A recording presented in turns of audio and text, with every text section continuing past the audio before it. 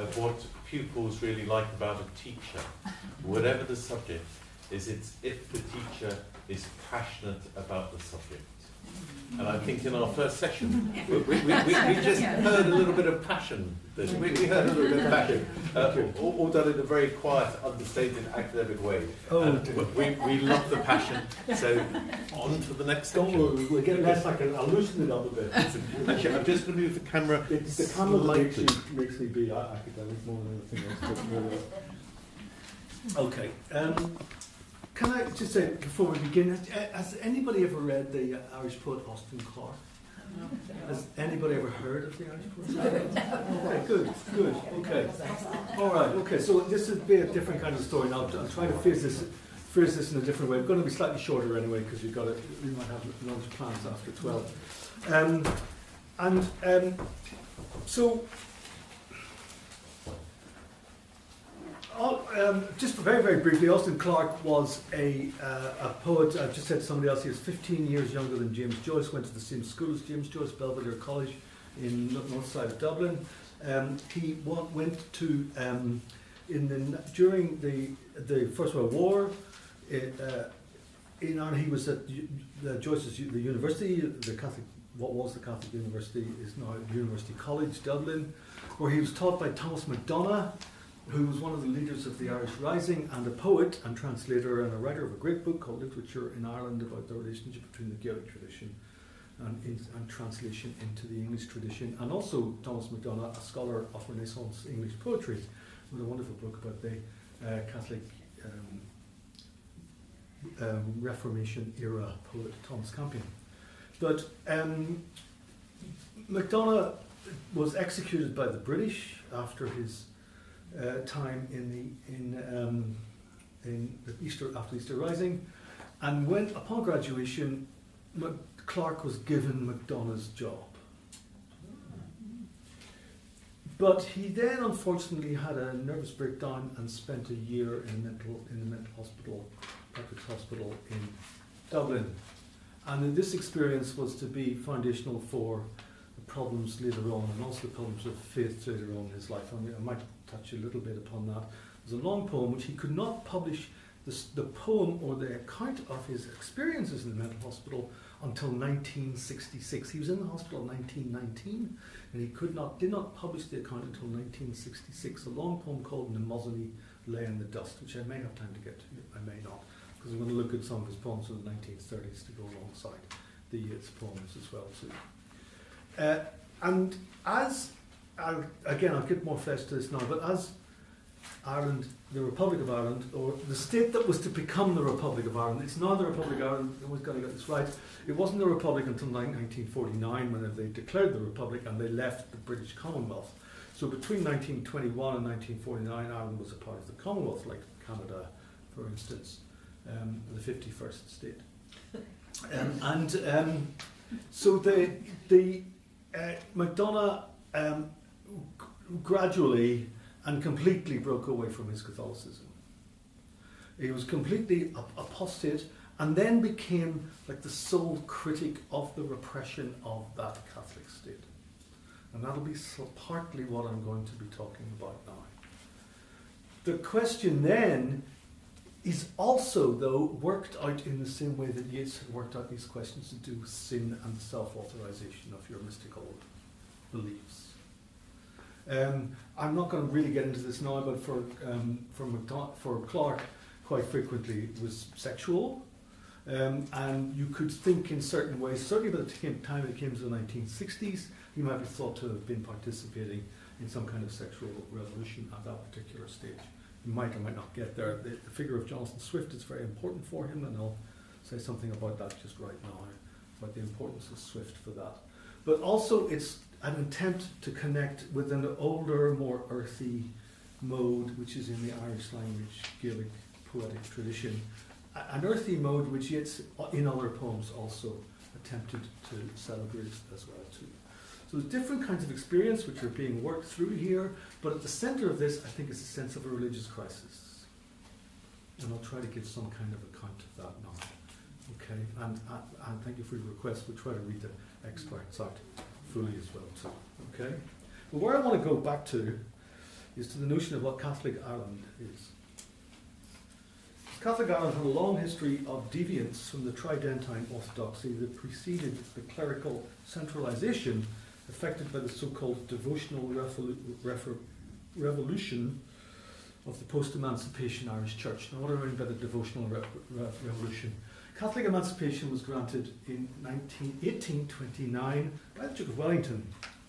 And at that point, that then meant that all of the penal laws of the 19th century had been lifted, and the various laws which prevented Catholics from owning a horse, which was worth more than £5, or owning land, or indeed voting, although not very many people voted in 1829 or in 1801 or whatever it is. But that was lifted after the great campaign for repeal of the penal laws by Daniel O'Connell. That was subsequently followed by the repeal for Home Rule, which was the main movement all the way through the 19th century. And whenever that wasn't granted, then the movement to violent revolution. But that's in the background here. But a great American historian called Emmett Larkin has referred to what happened in the middle of the 19th century as the devotional revolution. And what that was the Rome then began to assert its control over Irish Catholicism. Prior to that, Irish Catholicism had been the faith of the people, but it was also a faith of the people which was dispersed. The churches, most Irish churches are post-1829, Catholic churches that is. The older Catholic churches, such as the great cathedrals in Dublin, for instance, which had been Norman cathedrals, had long been taken over by the Reformation, as indeed many of the churches here, this church as well too, yes. So the fact of the Reformation, it's a kind of a catching up with the Reformation, but it's also something which works against the Reformation and a turning towards Rome, as opposed to any kind of sense of what Irish Catholicism is itself. So Catholic Ireland, as it began to be established through the 19th century, was something which was moving its way back towards a Roman Catholic orthodoxy. Now, that so-called devotional revolution, in order to do that, meant that it was a clerical centralization of the church, and the figure of the priest becomes absolutely crucial and important in this. So when somebody wants to rebel against Catholic Ireland, what one rebels against is not God or Catholic police, but against the church and against the priest. And we'll be looking at that in a second. Now, this devotional revolution was initially immensely successful in policing the private life in the newly free state. Shaded by the persistence of Christian observance, often only half emerged from older Catholic practice, from Loch Derg to the Sheila na gig. Do you know what the Sheila na gig is? It's the sovereignty figure displaying their genitals to all. A number of Catholic Irish poets knew it was not all, these are all over the churches. There are Sheila na gigs in English churches and Scottish churches as well, and Welsh churches most specifically. A number of Catholic Irish poets knew it was not all self-surveillance, self-denial and guilt. So in 1968, the poet Austin Clarke remembered his impressionable younger self in conversation with Yeats in the 1920s, when it was suggested that he follow the example of contemporary French poets. Yeats said to Clarke, "I want to see a neo-Catholic school of young poets in this country." He spoke of Francis Charles Péguy, Paul Claudel, all Catholic French poets, and said, "Much that I could not follow at the time, for I had been cast into a mild trance by the gleam of a great signet ring upon his waving hand." But even in that trance, I was trying to defend myself from the religious novelty that he was evolving. How could we learn to write the traditional ways of repentance before we had known those merry sins of which his friend Synge had spoken? I thought of the extravagant Gaelic poetry of the 18th century. Once more, the strapping heroine of the Midnight Court was railing against the bridegrooms and denouncing the celibacy of the clergy. Now, the Midnight Court is a great Gaelic poem by the poet, County Clare poet Brian Merriman, and in that, the women of Ireland complain about the men of Ireland because they won't have sex with them. The memory is triangulated by bathos and the body by the fascination of the great mystics, the signet ring, and the impracticality of "I want to see a neo-Catholic school." For Clark, the trauma of breakdown and incarceration in St Patrick's Hospital in 1919, followed by a disastrous marriage. He had a civil marriage, and when it was discovered that he had a civil marriage, and not a church marriage, he was sacked from his job. It was and that job was the job that he got after the death by firing squad of Thomas MacDonagh. Now, the institution in which he was working, UCD, was an institution that recently evolved from John Henry Newman's Catholic University. And the Jesuit-educated Clark emerged from hospital into an Ireland yet to embrace the worldliness of other available traditions. But his poetry was eventually to be tempered with the bawdiness of the Gaelic literature of the so-called Hidden Ireland, as well as a reconciliation with an Anglo-Irish tradition, which was more Augustine than Augustine, if you follow me. The speaker of the 1968 sermon on Swift greets us with the lesser microphone hung around his. The poem begins with a microphone hung around his neck, and it's a very long poem. But I've got the end of it here, a couple of extracts from it here, and it is a sermon in a stand-up, a celebration of, and it's in the extract here, 4-letter what. Addressed to dear Swiftians, when from the eastern window the pure clear ray that Swift had known entered the shady church and touched my brow, so blessed again I gathered them up, 4-letter words, street cries from the Liberties, the working class area of Dublin. Ascend, Our Lady of Filth, Cloacina, soiled goddess of paven sewers, let Roman fountains spray with themselves, scatter again the imperious gift of self-insight. My hour above myself draws to an end. Satiric rhymes are safe in the deanery, so I must find a moral search among my wits. I have it. In his sudden poem, The Day of Judgment, Swift borrowed the allegorical bolt of Jove, damned and forgave the human race, dismissed the jest of life. Here is his secret belief for sure, the doctrine of Erigena, scribing his way from west to east, from bang of monastery door, click of the latch, his sandals worn out, unsold, a voice proclaiming the world's mad business, eternal absolution. Now, we've seen this before in Yeats, although what Clark is doing is bringing back to Duns Scotus Erigena, and he's perhaps doing this via Scotus's Dublin-dwelling Jesuit follower, Gerard Manley Hopkins, who was greatly influenced by the theology of Duns Scotus, the great Irish, supposedly Irish philosopher, although Scotus suggests Scot, but the great Irish philosopher, who had, in many ways, in terms of Catholic theology, heretical views, slightly opposed to those of the dominant Catholic theology of St. Thomas Aquinas. But the heresy of Clark's theological engagement here is with an eventual absolution, in which the enormity of sin is constructed by the Church, and it is construed merely as the jest of life, framed by a secret belief in the world's mad business. Okay, so that's by way of preamble. And now to have a look at this poem, which I'll read, this repentance poem to start off with. The great Irish critic, brilliant book called The Irish Comic Tradition, which I recommend to you, from the 1950s, 1960s, Vivian Mercier. He said, reviewing Austin Clarke in the 1930s, 1938 pamphlet Night and Morning, Vivian Mercier said, "Hell lies about us in our infancy." Now, Mercier acknowledges he is parodying Wordsworth's Immortality Ode, which contains a Christian heresy of childhood unspotted by original sin. We come from heaven trailing clouds of glory. Heaven lies about us in our infancy. But that is only corrupted in Wordsworth by world and society in the next line. Shades of the prison house gather around the growing boy. Which you may remember the wonderful Wordsworth intonations in Immortality. The prison house of Irish Catholicism in the early years of the Free State thrived in what Clarke called the new penal age. His rebellion against the Church was, of course, not an original rebellion. Educated by the Jesuits at Belvedere College in the decade after James Joyce, Clark recalls that when he read a portrait of the artist as a young man, he realised that the sermon on hell had not changed in 14 years.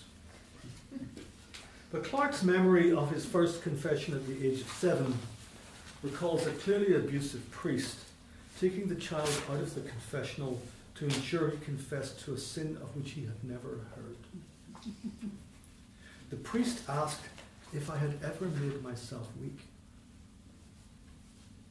Given that he neither committed nor had any idea what the sin was, the child remembered only guilt at a false confession.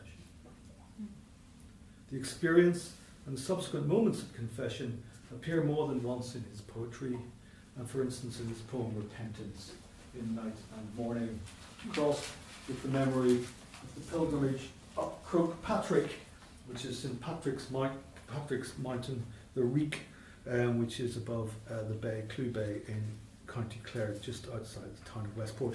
If anybody's been there, an amazing place where there is still an annual pilgrimage for St. Patrick, and given that it is St. Patrick's weekend, I think we need a bit of Patrick here as well too. Okay, so this is Repentance, a poem from 1938, and the false confession will appear in this poem.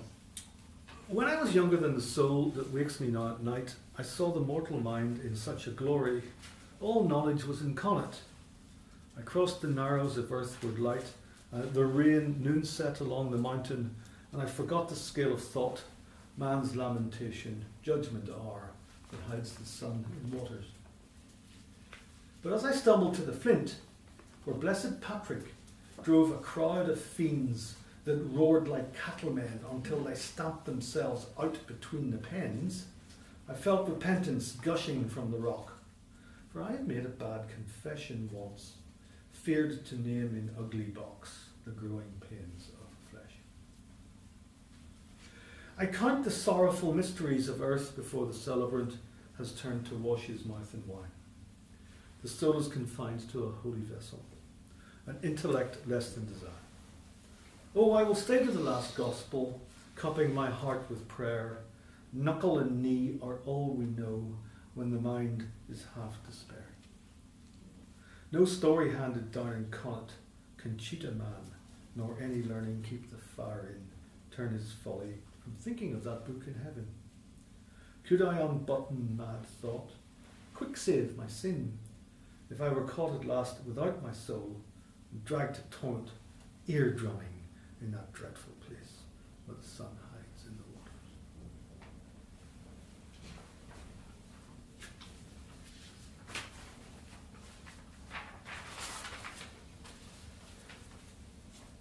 Now, it's a poem from the end of the 1930s, and this is a poet trying to work his way into a kind of a mature style after, as I say, the beginnings in the 19s, and then this breakdown, and then working something else out in between, and now gradually turning to face a kind of a social problem or a social issue as much as an issue of belief.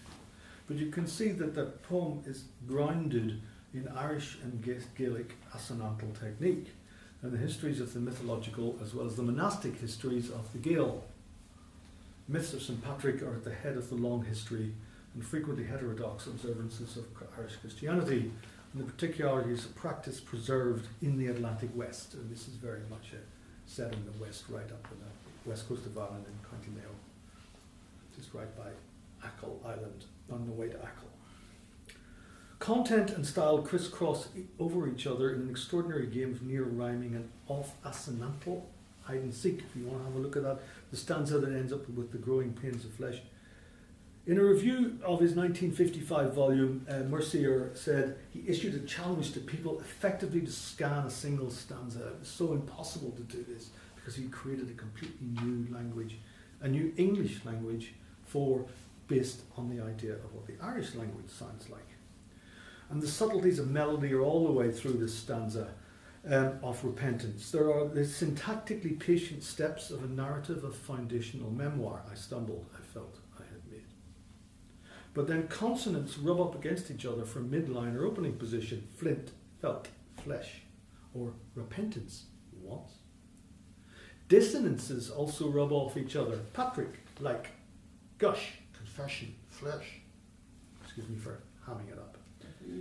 There is a delayed internal rhyme, fiends and feared, and half rhyme, catmen, confession, rock, box.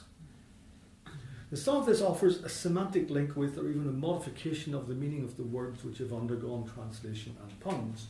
Rock is mountain or croagh, into box, which is confessional and coffin. On the other hand, other echoes might not be in semantic relation.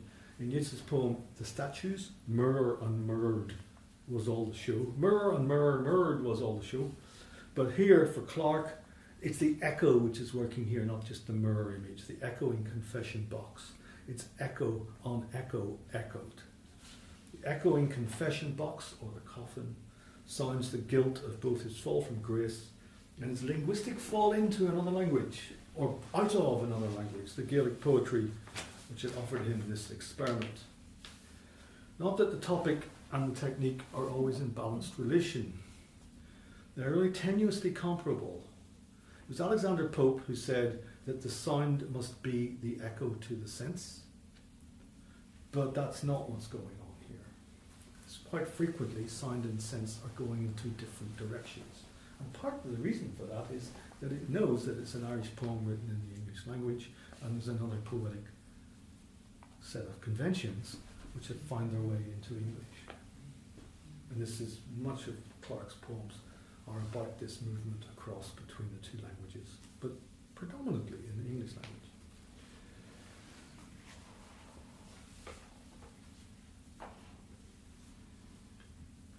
language. This is modelled in kind of a way on Wordsworth's ballads, preface to lyrical ballads, which itself is a kind of an anti-Popian, anti-Augustan version of poetry, which splits apart sound and sense. And he says that the sound is functioning in a poem for regularity to enable us to endure the pain. But on the other hand, then when you go up to the English poet Robert Browning, Clark knew this about Robert Browning as well too, is that the rhyme itself in Browning's amazing poem about the Renaissance painter Pacchiarotto, it's the rhyme itself is a running commentary. There's something going on in the poem where it's keeping kind of commenting on itself, and in a kind of way I would say that, hopefully you've seen that in Yeats just a few minutes ago.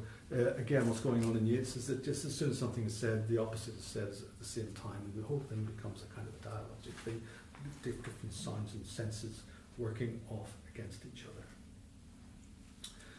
other. But in the roughened tetrameter of repentance, the poem opens up to divergent and even conflicting poetic urges while offering self-expiation. It is confessing itself or allowing itself to absolve itself.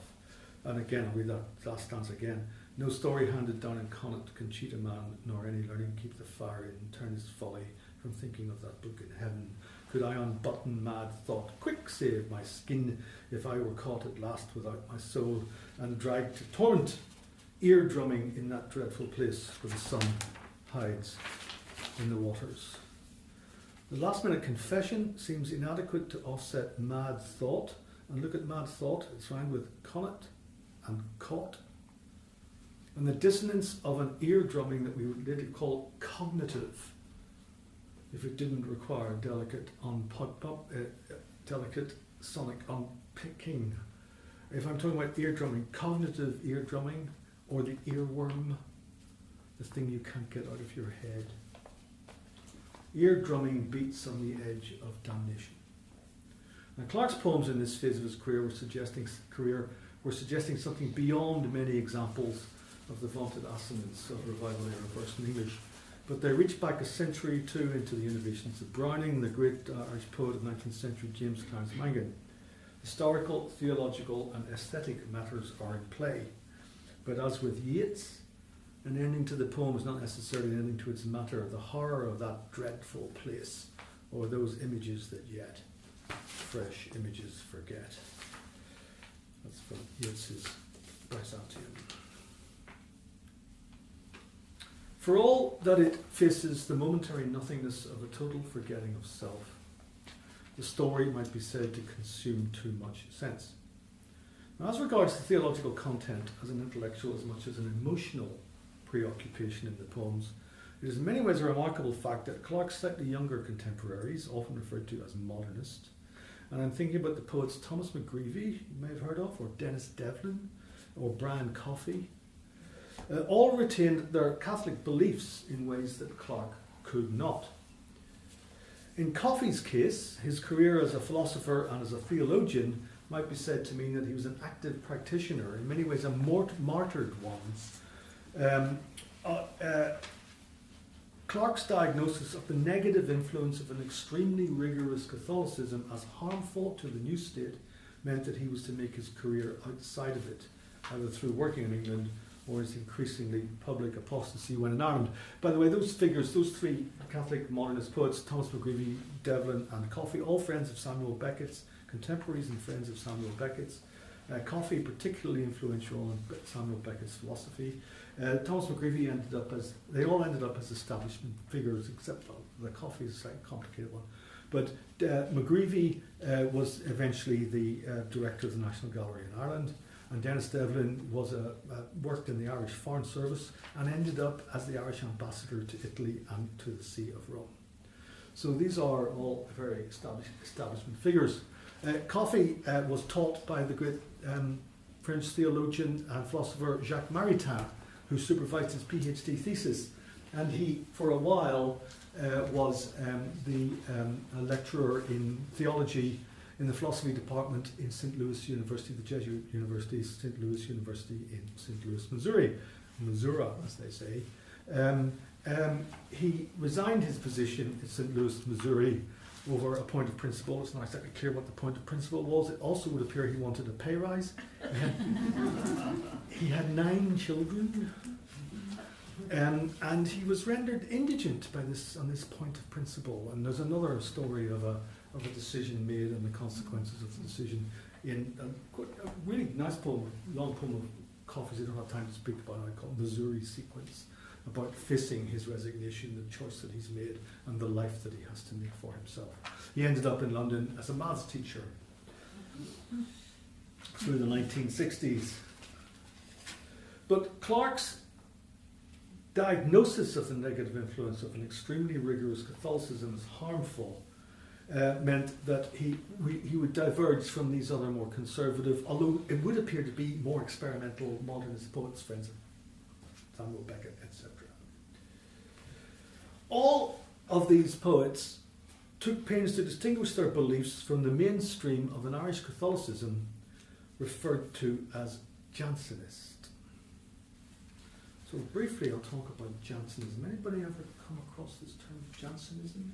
In France. Yeah? Okay. For those of you who haven't.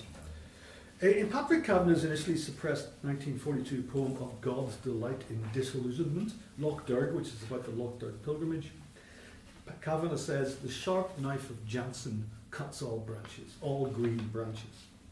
And this word Jansenism is invariably used as an insult, and it infected free-thinking Irish poetry, fiction and journalism, and indeed Catholic Irish poetry and journalism throughout the mid-century. Okay?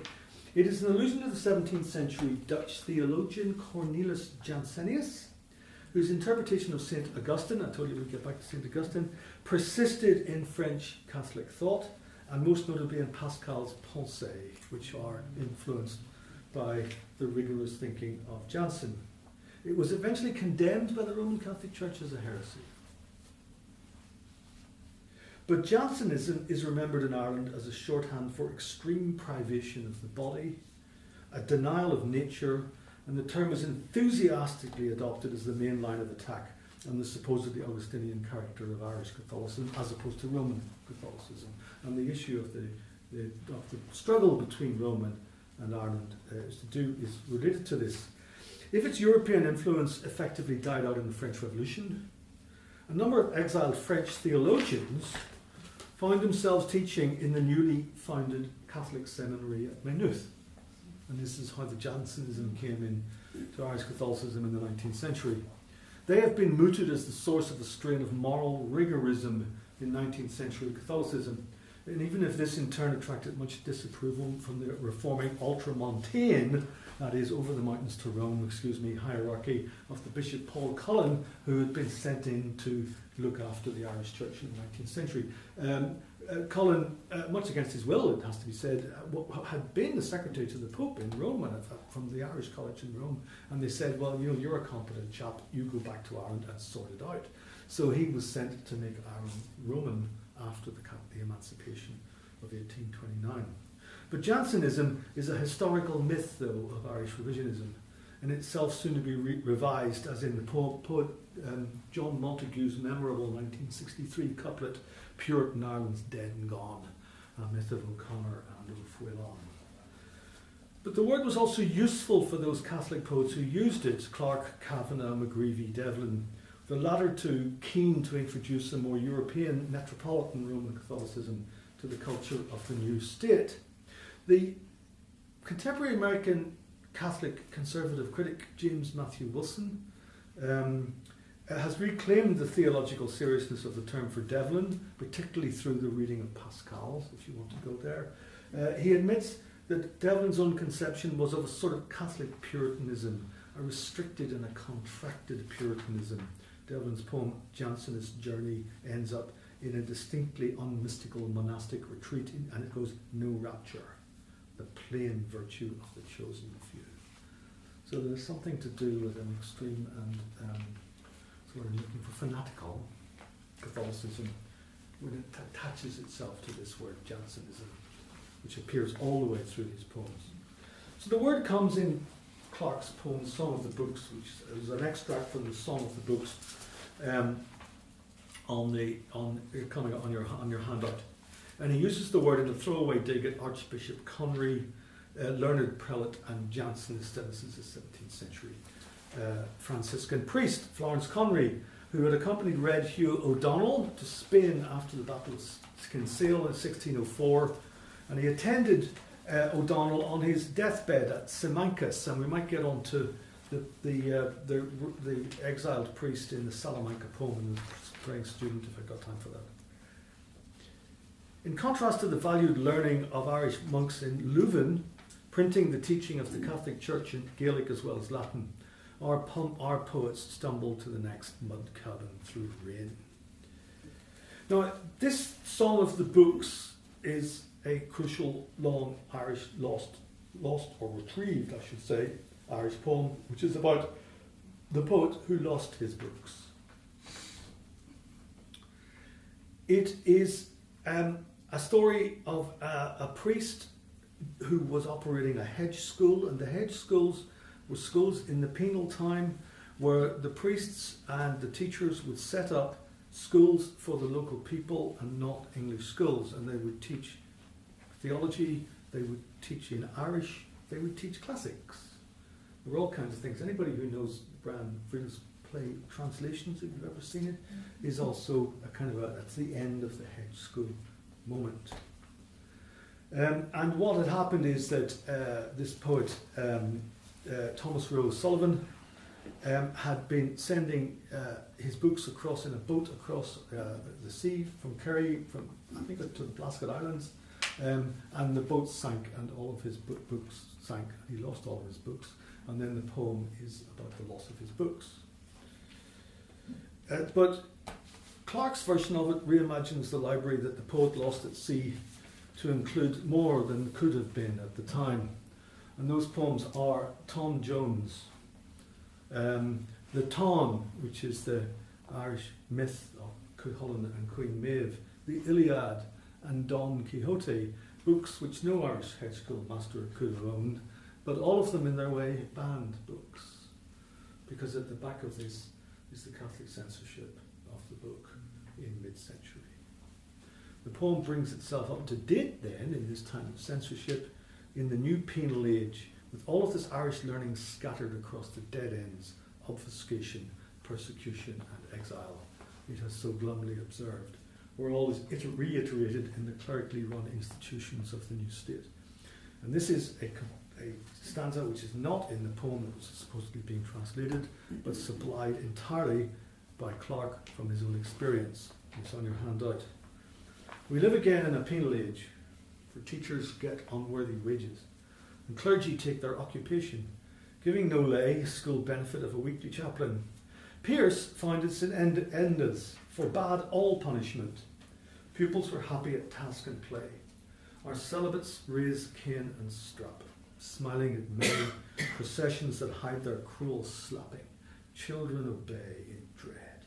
Poor brats in smelly rags, and boys who wear a college cap shuffle unwillingly to chapel, confess and pray. Now, for all its anger, and this is an anger that can be heard again in the light of the widespread abuses recently rediscovered in such places, abuses on which Clark himself reported in a number of poems in the 1950s and 1960s. The Magdalen laundries were not rediscovered in the last 10 or 15 years. They were there if you read Clark's poems in the 1950s. The running commentary of what we call the rhyme riche and its frequent divagations into internal and cross rhyme create a physically overpowering sonic experience. It's important to hear this. It's nowhere more effective than the piling up of the sound up. And there's a kind of a percussive sound, up, from its first instance in the word chaplain, onto happy, strap, slapping, cap, chapel. The educational ideals of the Irish language schoolmaster and revolutionary leader of the Easter Rising, Patrick Pierce, they are betrayed by the corporal punishment licensed by the state he helped to create. In this poem, chaplain rhymes with slapping.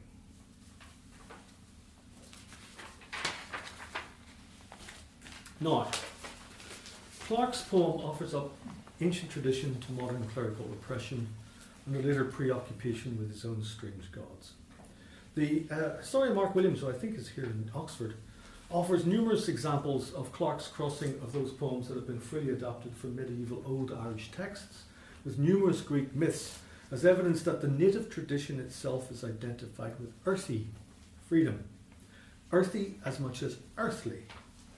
It is no mere archaeological or anthropological process as might be seen in the engagement of a successor like Seamus Heaney. And what the interest in is in the frankness of material which existed in the Irish language and was then had to function in a new state of repression and censorship. Having said that, Brian Merriman's Midnight Court, an exceedingly frank sexual poem, was published in the period of censorship and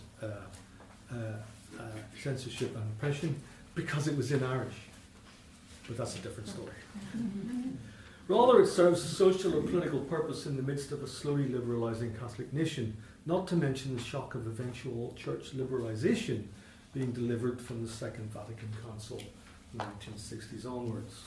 Whether that was a false dawn or not, and I think contemporary Catholic conservatives like Wilson, who I talked about, American Catholic conservatives, they do believe it's a false dawn, and there's an attempt to move back on the way from the liberalisation of the Second Vatican Council in certain movements in American Catholicism, now in its pomp, with the Vice President, a Catholic convert. Clark's position is slightly skewed against this new ecumenism, preferring a classicist paganism, grounding and physicalizing the divinities. This is what Williams says. He used them as symbols for the joyous, anti-authoritarian, sexually frank, and creative side of human personality, closely identified with the natural world.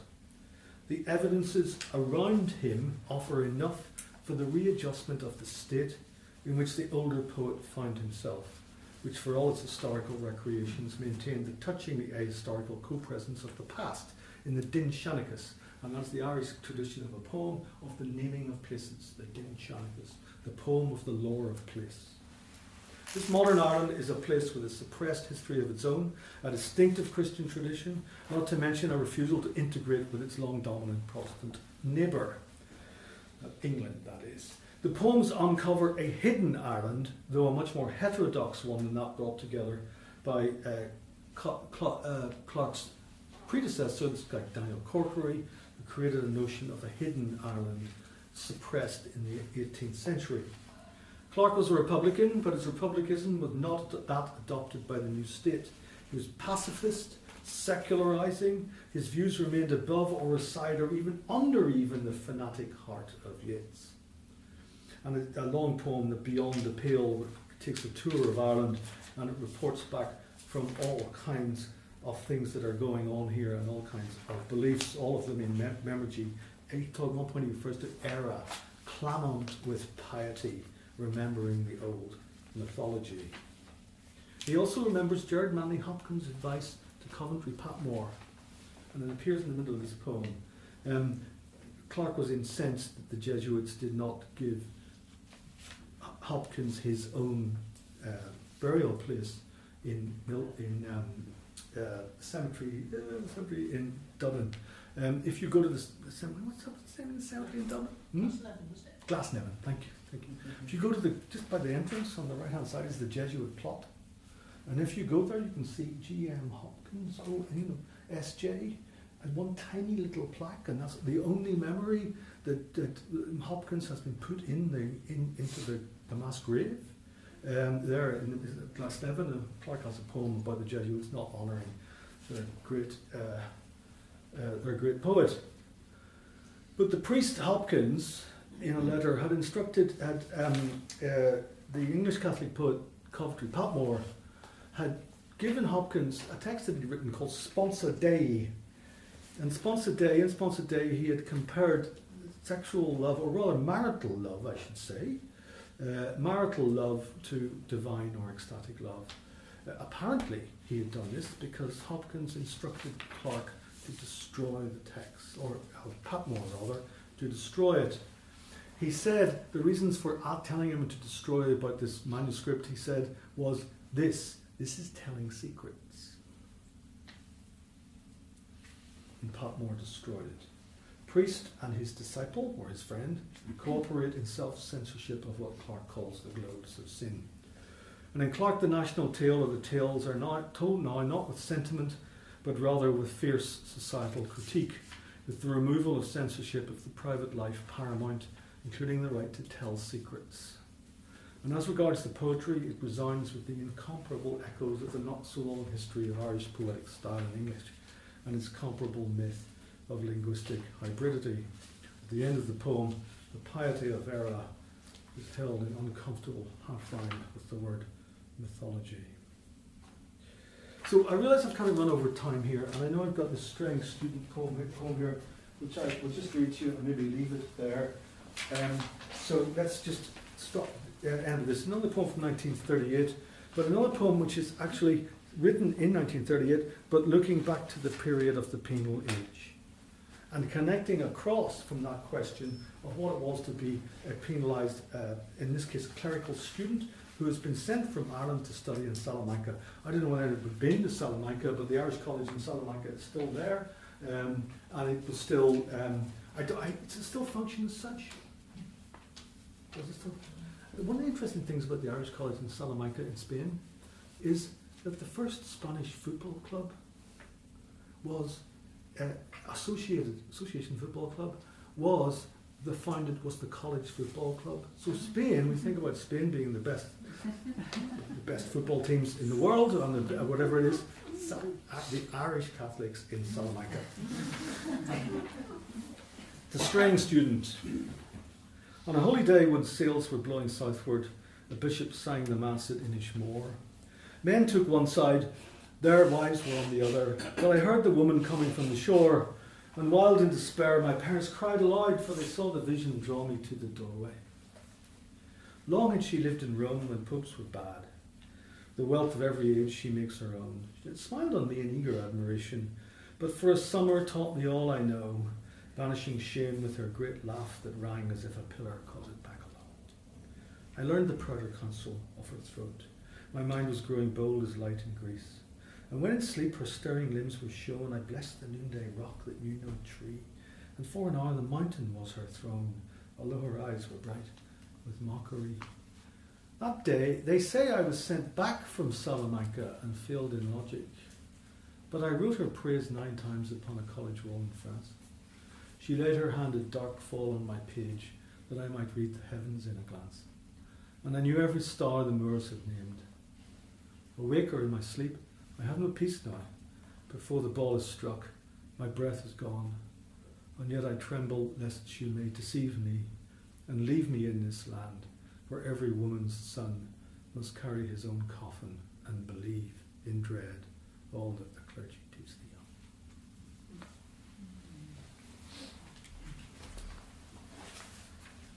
We might get back to that mode this afternoon, because what it is in a kind of a way is this kind of connection between Ireland and Europe and broader sense of an Irish Catholicism, or Irish systems of belief, which are go out and beyond the Catholic and versus Protestant sectarian divide, or various things like that, or indeed beyond the English-Irish thing.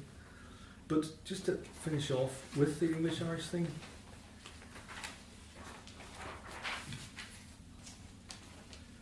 this is how you lecture, or not, as the case may be.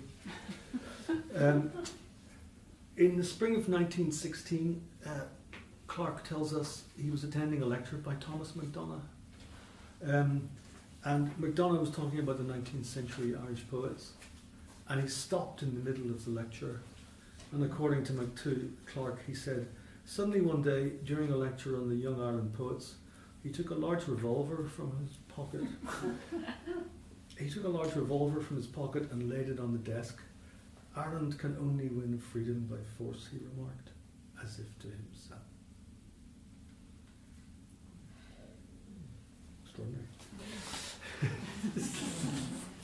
But that's not my view. Anyway, we can pick this up later on. But if you have a couple of questions, John.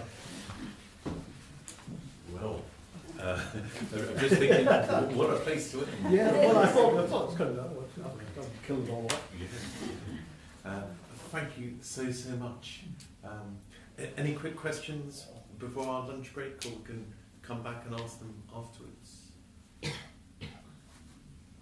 Let's have a bit of a break, and we shall regather at 2 o'clock. At 2 o'clock. Yeah. If anybody wants any advice where to go for lunch, then do ask one of us. And you are very welcome, if it's easier for you, to go and get something and to make yourself at home here. But see us all back at 2. And thank you for those who have been joining us at home, and see you later. Thank you. So there was a chaplain in the room. There was a chaplain in the room. And I heard that. I weighed that. It rhymes with sloppy. Yes. It is a very good poem. It's good, yes. If anybody would like to hear the anecdote about Elvis and the revolver, oh yeah, we can do that later. We can definitely.